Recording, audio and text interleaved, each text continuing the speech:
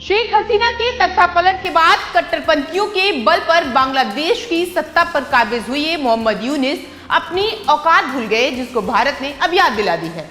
यूनुस ने भी भूल गए कि जिस भारत के खिलाफ वो चीन के साथ मिलकर साजिश रच रहे हैं, उसी भारत की वजह से उनका देश पाकिस्तान से आजाद हुए और वहां लोकतंत्र की स्थापना हुई। यूनुस के पूर्वोत्तर भारत को भारत से अलग करने का जो मंसूबा चीन के साथ मिलकर रचने की कोशिश थी, वो सपना पूरा नहीं हो पाएगा। मोहम्मद यूनुस ने गुस्ताखी पहली बार नहीं की है, बल्कि पाकिस्तान के साथ मिलकर वो भारत के खिलाफ न जाने कौन कौन सा प्लान बना रहे थे।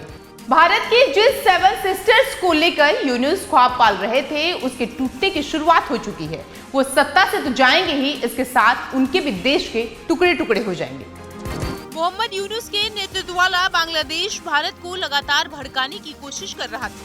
हालांकि पीठ पीछे वो भारत के जरिए पैसा भी कमा रहा था। अब मोदी सरकार ने बांग्लादेश के साथ ट्रांसशिपमेंट समझौता तोड़ दिया है। इसके बाद से बांग्लादेश भारतीय हवाई अड्डों का इस्तेमाल कर विदेशों में अपने सामानों का निर्यात नहीं कर सकेगा। इसे बांग्लादेश के कपड़ों की इंडस्ट्री के लिए बहुत बड़ा झटका माना जा रहा है।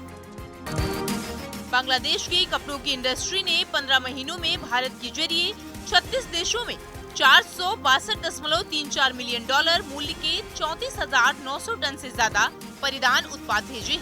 अब आइए ग्राफिक के जरिए आपको समझाते हैं कि भारत से कितना निर्यात करता था बांग्लादेश। दरअसल जनवरी 2024 से मार्च 2025 तक के निर्यात की बात करें तो ब्लाउज, ट्राउजर, टी शर्ट्स थे। इसी के साथ बच्चों के कपड़ों जैसे कपड़ों की भी कई तरह की चीजें शामिल थी। प्रमुख रूप से बाजारों में शामिल की अगर बात करें तो अमेरिका, जर्मनी, फ्रांस, जापान और दक्षिण कोरिया में ट्रांसशिपमेंट फैसिलिटी के तहत ये शिपमेंट भारत के जरिए भेजे गए थे। व्यापार डेटा के अनुसार कुल निर्यात मूल्य 5,640.5 करोड़ टका रहा। बीते दिन भारत ने बांग्लादेश के लिए ट्रांसशिपमेंट फैसिलिटी को अचानक रद्द कर दिया। इससे बांग्लादेश के एक्सपोर्ट्स के लिए विदेशी एक्सपोर्ट्स की सुविधा बंद हो गई। हालांकि बांग्लादेश की सरकार ने दावा किया है कि भारत के इस फैसले का उनके देश के व्यापार पर कोई असर नहीं पड़ेगा। उल्टी बांग्लादेश ने दावा किया कि ये फैसिलिटी बंद होने से भारत को ही बांग्लादेशी एक्सपोर्ट से मिलने वाला टैक्स कम होगा।